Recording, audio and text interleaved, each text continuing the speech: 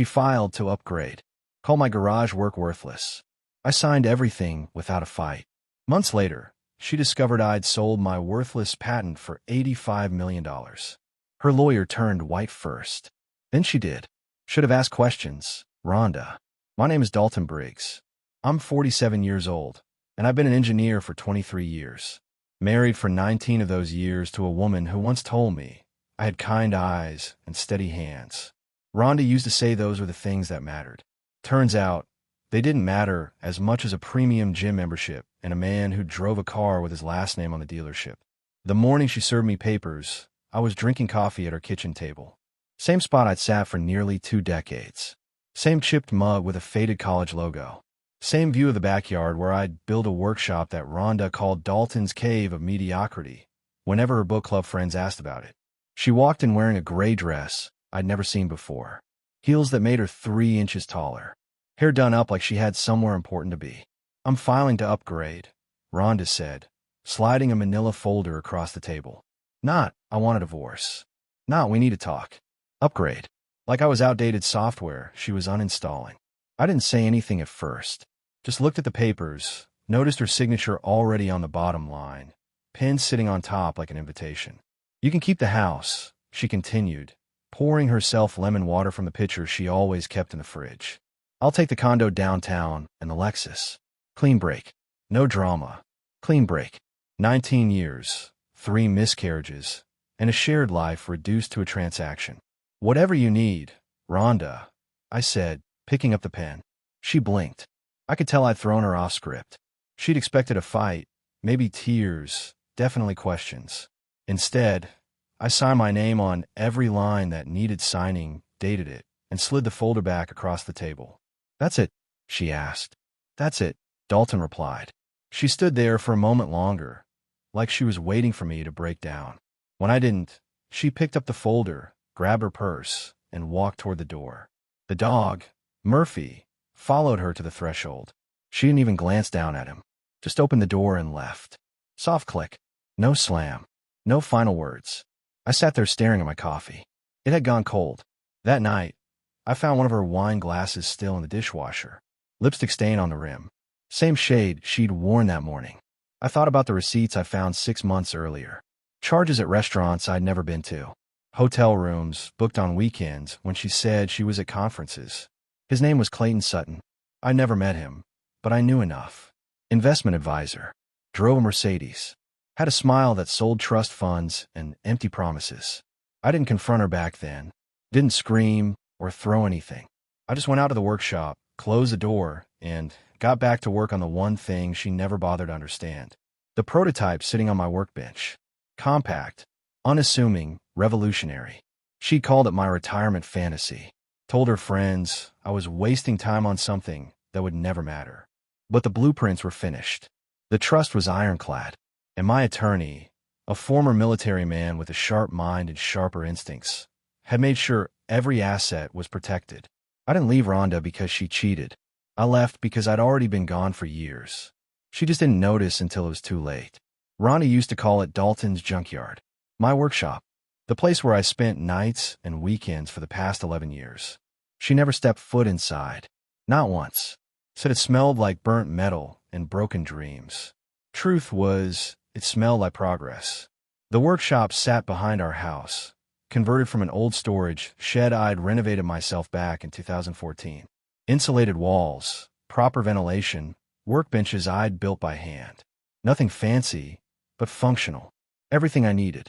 The device sitting on the center bench didn't look like much. About the size of a microwave, gray polymer casing, handful of indicator lights on the front panel. But inside that unassuming box was something that would change transplant medicine forever. A biocompatible polymer matrix capable of 3D printing functional human organs. I'd started working on it during my master's program, back when Rhonda still pretended to care about my research. The concept was simple. Create a material that could replicate human tissue at the cellular level, print it layer by layer, integrate it with a patient's existing biology without rejection. Simple concept. 15 years of execution. The breakthrough came 3 years ago. I'd been testing polymer combinations, trying to find the right balance of flexibility and structural integrity. Failed over 200 times. Rhonda was at a charity gala that night, probably already meeting Clayton for the first time, while I was in the workshop running tests on batch 247. It worked. The sample tissue integrated with the control cells. No rejection. No degradation. Perfect compatibility. I sat there staring at the microscope screen for an hour, not believing what I was seeing. That's when I called my contact in Seattle, a guy named Vincent Aldridge. We'd met at a biomedical engineering conference years back, stayed in touch through emails. He ran a venture capital firm specializing in medical technology. Quiet guy, never pushy, just asked questions and listened. Vincent, I'd said when he answered, I need to talk to you about something. In person. When? Vincent had asked. Soon as possible. He flew out 2 weeks later. Looked at my data, examined the prototype, asked questions for 3 hours straight. Then he sat back, folded his hands, and said 5 words that changed everything. How much do you need? Over the next 3 years, Vincent funneled funding through a private trust. Nothing flashy. No press releases. Just steady investment in research, materials, testing. He believed in the work when nobody else did. Especially not Rhonda. She'd walk past the workshop with her wine glass, laughing on the phone with her sister. Dalton's still playing scientist, she'd say. Maybe one day he'll build something that actually matters. I never corrected her. Never told her about the patents I'd filed. Never mentioned the trust I'd set up in Nevada, separate from marital assets. Never explained that Vincent's firm had already lined up 3 major hospital networks interested in licensing the technology. Let her think I was wasting time. Meanwhile, I was building an empire she'd never see coming. The night she left, I stood in the workshop, hand resting on the prototype. Murphy sat at my feet, head tilted like he was trying to understand. She has no idea, buddy, Dalton said to the dog. Murphy's tail wagged once. I pulled out my phone, sent Vincent a text. Timeline just accelerated. She's gone. Let's move forward. His response came 30 seconds later. I'll make the calls. Get ready. I looked around the workshop. Years of work. Thousands of hours. A marriage that died while I was busy creating something that would save lives. Rhonda wanted an upgrade. She was about to find out what a real upgrade looked like. Kyle Brennan had been my friend for 12 years. We'd met at a medical device expo in Chicago back in 2013, bonded over terrible conference coffee, and shared frustrations about patent law. He was a consultant, specialized in intellectual property strategy for biotech startups. Smart guy. Always knew the right people to talk to. I trusted him with everything. Showed him my early prototypes, shared my research data, asked his advice on patent filings. He'd help me navigate the legal maze of protecting my polymer designs. What I didn't know was that Kyle had been feeding information to Rhonda for the past 8 months. I found out 3 days after she left. I'd installed security cameras in the workshop 6 months earlier, not because I didn't trust Rhonda, but because the equipment was worth a small fortune. Motion activated, cloud storage, the works. I was reviewing footage, looking for a misplaced calibration tool, when I saw it. Kyle entering the workshop at 2:17 p.m. on a Tuesday afternoon. I'd been at a meeting with a hospital administrator. Rhonda had let him in. The video showed Kyle photographing my workbench, my computer screen, my filing cabinet. Methodical. Professional. He spent 40 minutes documenting everything. I sat there watching the footage 3 times, making sure I wasn't misunderstanding what I was seeing. Then I checked the timestamps. Kyle had visited the workshop 7 times over the past 6 months. Always when I wasn't home. Always let in by Rhonda. I pulled up my email archive, searched for Kyle's name. Found a thread from 4 months ago where he'd asked detailed questions about my polymer composition. Questions that seemed innocent at the time. Now they look like reconnaissance. My phone rang. Vincent calling. We have a problem, Vincent said, his voice tight. Someone's been shopping your technology to competitors. Detailed specs. Recent test data. Kyle Brennan, Dalton said. You know, Vincent asked. Just figure it out. He's been accessing my workshop. Rhonda's been helping him. Silence on the other end. Then Vincent spoke, his tone cold and calculated. Don't confront him. Don't let him know you know. We're going to need evidence for the lawsuit. Can you secure your workshop? Vincent asked. Already done. Cameras caught everything. Good. Send me the footage. I'll have our attorneys start building a case. And Dalton, change all your access codes. Move the real prototype somewhere safe. I'd already moved it. The device sitting on my workbench now was a dummy unit. Looked identical, but the internal components were worthless knockoffs. The real prototype was in a climate-controlled storage unit across town, registered under the trust's name. Way ahead of you, I said. That's why we're going to win, Vincent replied. After we hung up, I sat in the workshop, staring at the dummy prototype. Kyle thought he was stealing cutting-edge technology. He was actually stealing garbage. But the betrayal still stung. 12 years of friendship, reduced to corporate espionage, and a woman who never loved me enough to protect what I'd built. I opened my laptop, drafted an email to Kyle, kept it friendly, casual, asked if he wanted to meet for coffee next week to discuss some exciting developments with the project. He responded within an hour. Absolutely. Looking forward to it. I smiled. So was I. The break-in happened on a Thursday night. I was at a medical conference in Phoenix, scheduled to present a paper on tissue integration protocols. Rhonda knew I'd be gone for 3 days. So did Kyle. The security system alerted me at 11:43 p.m. Motion detected in the workshop. Camera feed showed 2 figures in dark clothing, faces covered, using a crowbar on the side door. I watched from my hotel room as they moved through the space. One of them went straight for the workbench. The other started rifling through file cabinets. Professional. They knew exactly what they were looking for. The one at the workbench pulled out a hammer, raised it over the prototype. I didn't panic, just watched. The hammer came down. The casing shattered. Components scattered across the floor. The second intruder grabbed my laptop, unplugged my external hard drives, swept everything into a bag. They were in and out in 8 minutes. I called Vincent immediately.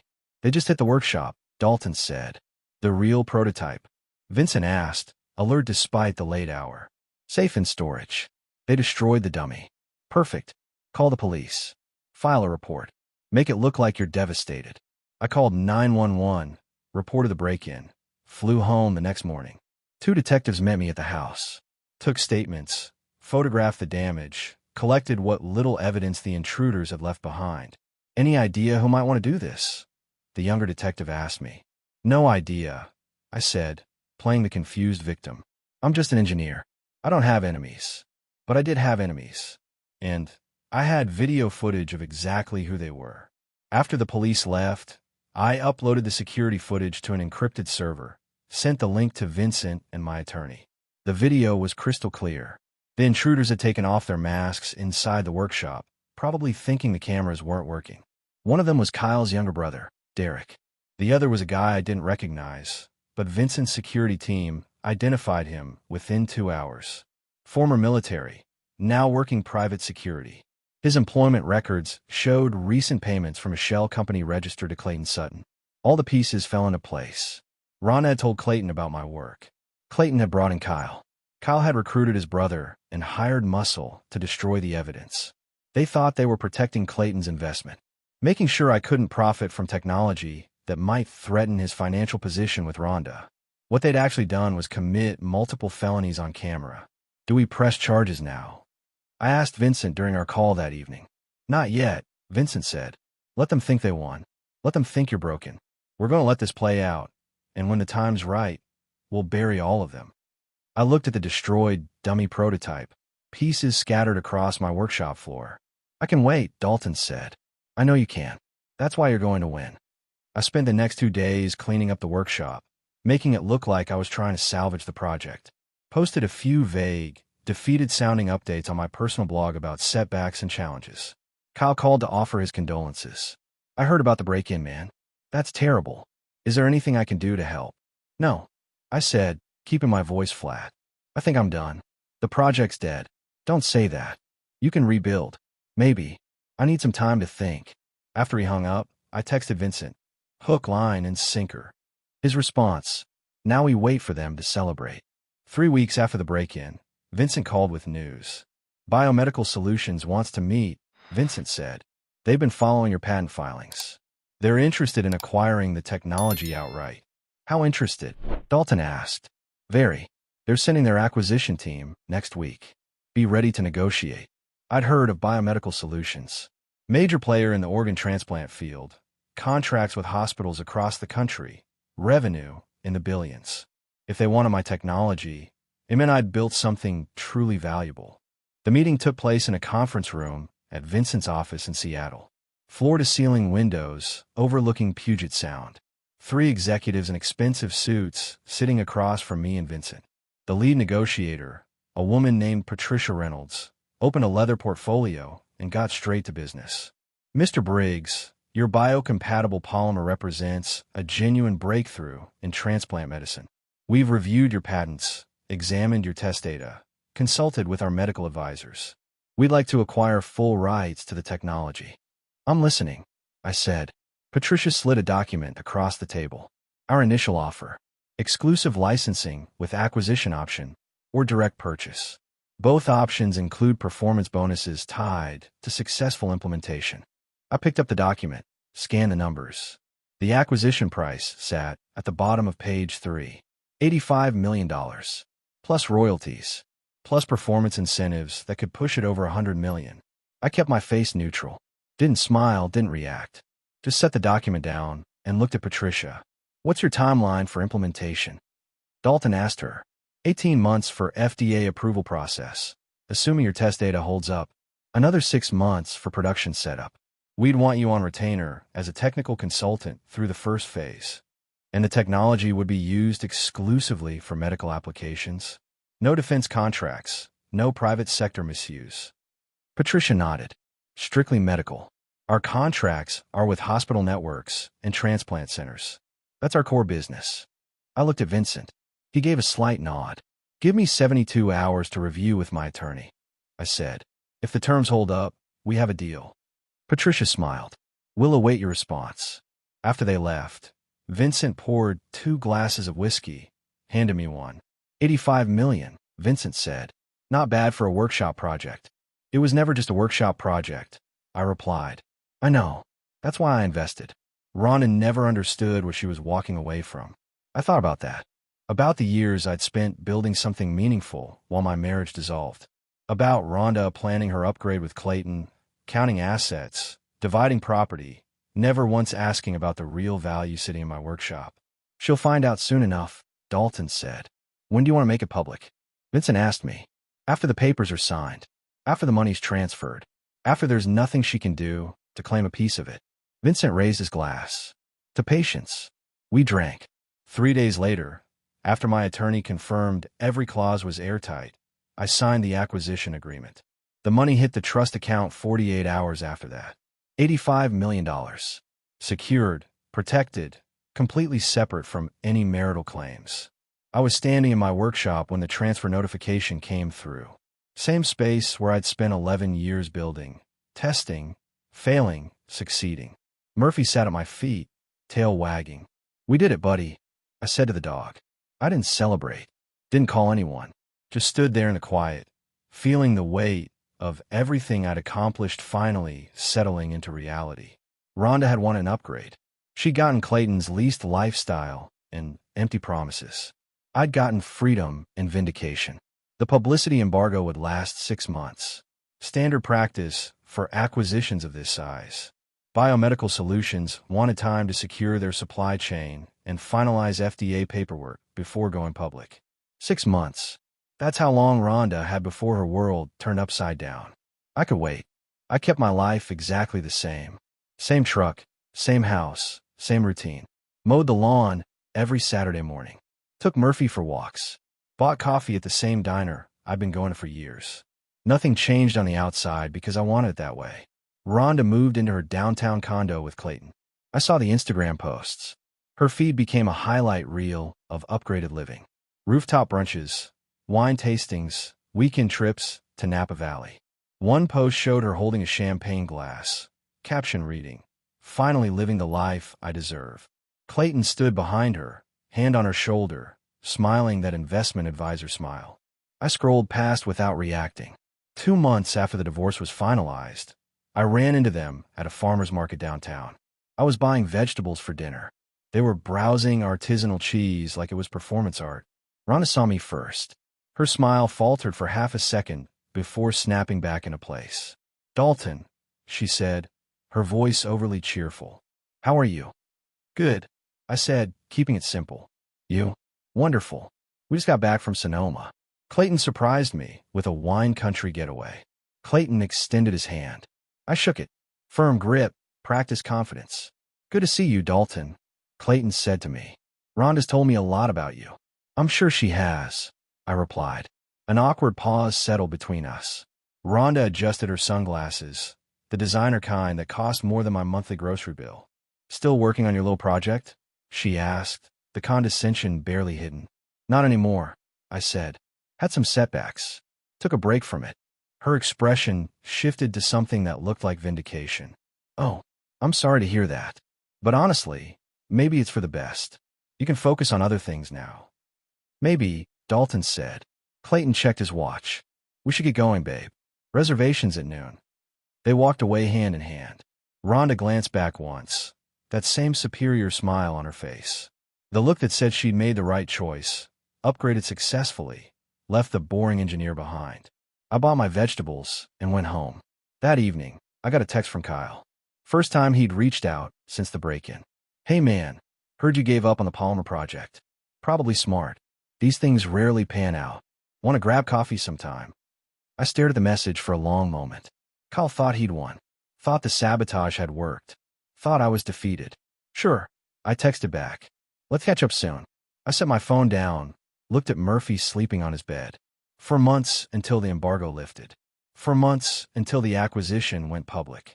For months until everyone who dismissed me, betrayed me, underestimated me, would see exactly what I'd built. I could be patient a little longer. The divorce attorney had called that morning. Final paperwork was processed. Rhonda got the condo, the Lexus, and half the contents of our joint savings account. About $40,000 total. I'd signed everything without argument. Let her think she'd gotten a fair split. She had no idea the real assets were sitting in a trust she didn't know existed, protected by legal structures she'd never thought to question. My attorney had asked if I wanted to contest anything. I told him no. Let her have it all. It was pocket change compared to what was coming. Some battles you win by not fighting. You win by being smarter, more patient, more strategic. Rhonda thought she'd won because she'd gotten what she asked for. I'd won because she'd never known what to ask for. 6 months passed like a hell breath. Then the embargo lifted. The press release went out on a Tuesday morning. Biomedical Solutions announced the acquisition of revolutionary biocompatible polymer technology for organ transplant applications from independent researcher Dalton Briggs. The headline hit every major medical journal and tech news site within an hour. Breakthrough in transplant medicine. Engineers garage invention cells for $85 million. Rhonda and Clayton were at brunch when her phone lit up. Some upscale place downtown with bottomless mimosas and overpriced eggs. She posted a story that morning. Tuesday vibes with my love. Her friend Sarah sent the link. OMG, isn't this your ex? Rhonda opened the article. Saw my photo. Same flannel shirt she used to mock. Same workshop she called a junkyard. The article detailed everything. The polymer technology. The 11 years of development. The hospital networks already lined up for implementation. The $85 million acquisition price. Her mimosa glass slipped from her fingers, shattered against the marble floor. Champagne and orange juice spread across white tile. The entire restaurant turned to look. Clayton leaned forward, reading over her shoulder. His face went pale. Wait, Clayton said to her. That's your ex-husband? The guy with the garage? Rhonda couldn't speak. Just stared at the screen, scrolling through the article, seeing the numbers repeat themselves. $85 million. The article included a quote from me. This technology represents years of patient work and dedication. I'm grateful to everyone who believed in this project when others dismissed it. Others dismissed it. She knew that was aimed at her. Clayton kept reading, his voice rising with each word. It says here he held the patent in a private trust. That means, Rhonda, that means this happened during your marriage, and you didn't get any of it. She finally looked up at him, her eyes wide, unfocused. He never said anything, Rhonda whispered. He signed everything. He agreed to everything. Because he already had $85 million protected. Clayton shouted, then caught himself, lowering his voice as people stared. How did you not know about this? I didn't. He never told me it was real. It was just wires and experiments. It wasn't supposed to actually work. Clayton sat back, running his hands through his hair. Your lawyer. Did your lawyer ask about intellectual property during the divorce? Rhonda's hand shook as she pulled up her lawyer's contact. Dialed. Robert answered on the third ring. Robert, did you see the news? Rhonda asked him, her voice breaking. I did, Robert said, his tone grim. We need to talk. Can you come to my office? Tell me now. Can we contest it? Can we get a share? Silence on the other end. Then Robert spoke slowly, carefully. Rhonda, you signed a no-contest clause. You waived any claim to future earnings from unlisted assets. The trust was registered before the divorce was filed. The patent was filed separately from marital assets. It's completely legal and completely protected. But $85 million, Robert. I understand. But unless he listed that technology as a marital asset during disclosure, which he clearly didn't, you have zero legal claim. He played this perfectly. I'm sorry. The line went dead. Rhonda sat frozen, phone in hand, the reality crashing over her like a wave. She'd walked away thinking she'd gotten the better deal. The condo, the car, the freedom.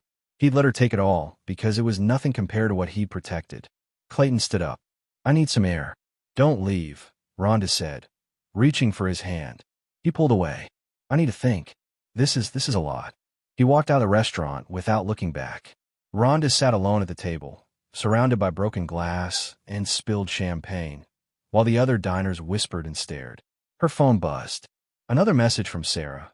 Girl, you fumbled the bag so hard. She wanted to scream, wanted to cry, wanted to rewind 6 months and ask one simple question. But it was too late. By that evening, the story had gone viral. Local news picked it up. Business journals ran features. Someone on Reddit started a thread titled Woman Divorces Engineer Husband. Finds out later he sold patent for $85 million. The thread had 18,000 upvotes. Rhonda's Instagram became a battlefield. Comments flooded in under her recent posts. Bet you regret that upgrade now. He's probably laughing all the way to the bank. Imagine leaving a genius for a finance bro. She deleted the comments. Then more came. She turned off commenting entirely. Then the messages started. Old friends, distant relatives, people she barely knew, all reaching out with the same fake concern that barely masked their schadenfreude. Hey, saw the news about Dalton.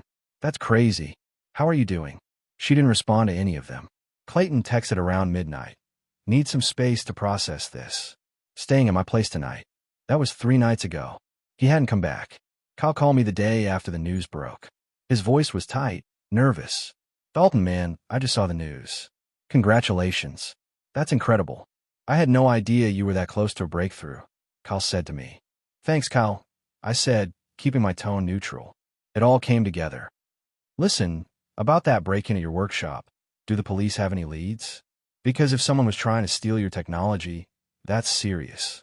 Actually, they do have leads, I said. Very clear leads. Silence on the other end. The security footage was pretty comprehensive, I continued. Showed everything. Who came in, what they took, who they were working for. My attorney's been building a case. I could hear Kyle breathing, trying to figure out what I knew. That's good, Kyle finally said. Justice, right? Exactly. Justice. Kyle, I should go. Got a lot of calls to return. Sure, yeah, of course. Congratulations again. After I hung up, Vincent called. How's it feel? Vincent asked me. Quiet, I said. Surprisingly quiet. The lawyers are ready when you are.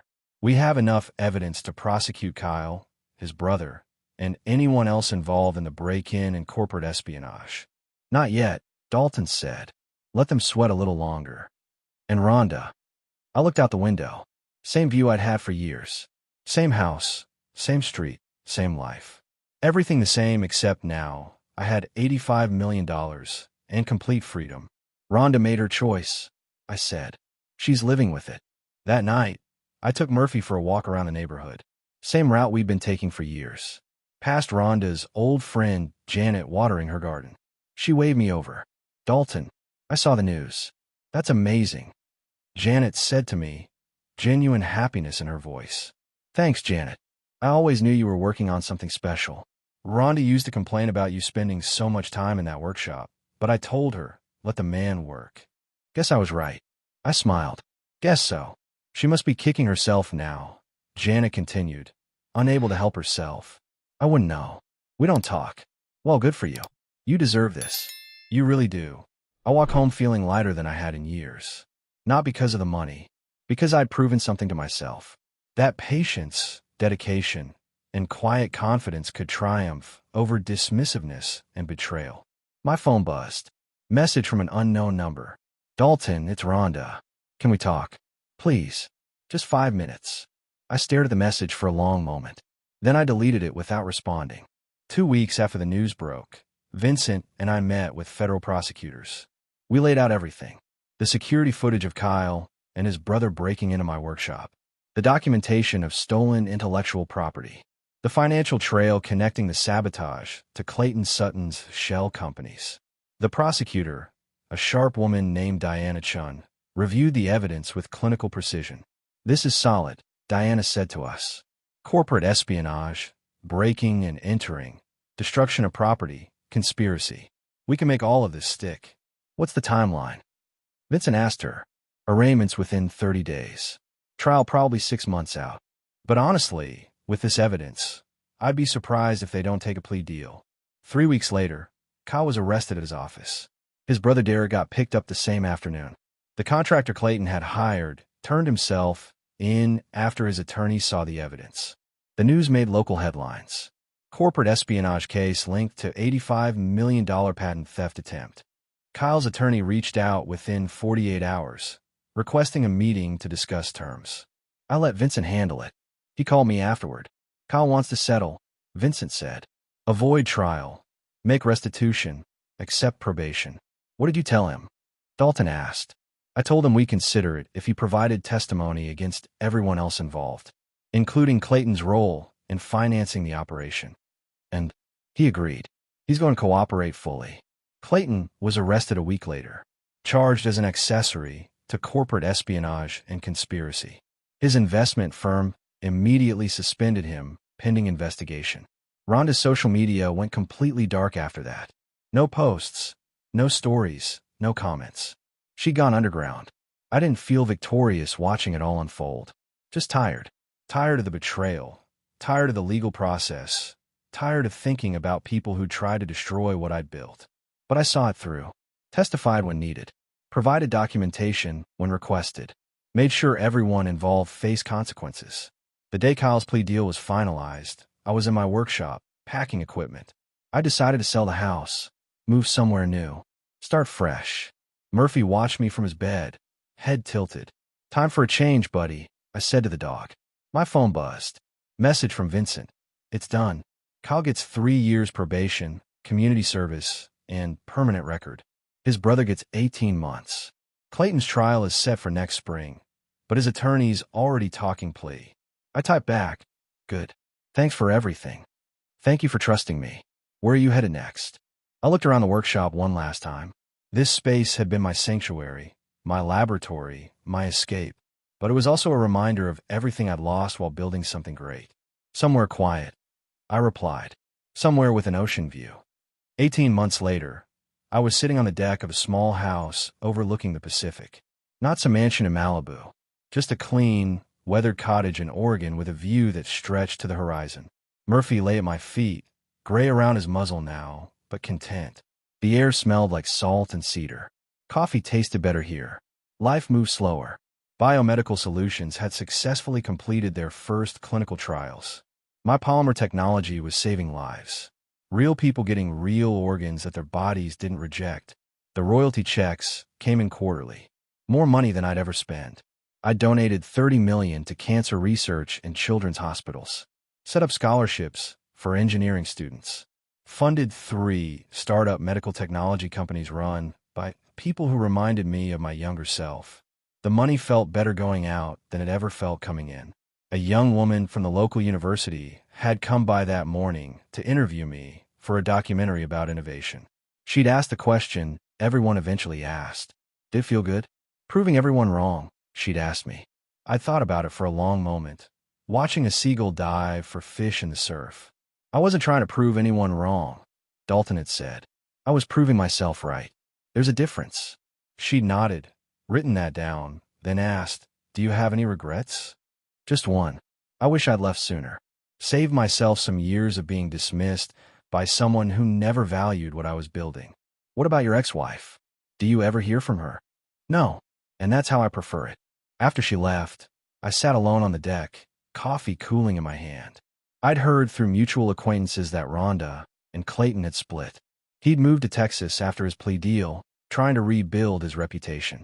She'd moved back in with her sister, working some administrative job, living quietly. I didn't feel satisfaction hearing it. Didn't feel anything, really. She was a chapter I'd closed. My phone rang. Vincent calling. How's retirement? Vincent asked me. Peaceful. You should try it. Maybe someday. Listen, there's a researcher in Boston working on synthetic bone tissue. Brilliant work, needs funding. Thought you might be interested. Send me the details. I'll take a look. After we hung up, I stood, stretched, walked down to the beach. Murphy followed slowly, his arthritis slowing him down, but not stopping him. The waves rolled in, steady and inevitable, erasing footprints like they'd never existed. I'd spent 19 years married to someone who'd never seen my value. Spent 11 years building something she dismissed as a waste of time. Spent 6 months watching her realize what she'd lost. And now I was here. Free. Successful. At peace. Sometimes the best revenge isn't revenge at all. It's building a life so fulfilling that the people who left it become irrelevant to the outcome. I threw a piece of driftwood into the surf. Murphy watched it disappear into the waves, tail wagging once. Good boy, I said. We turned and walked back toward the house, leaving the ocean to erase our footprints behind us.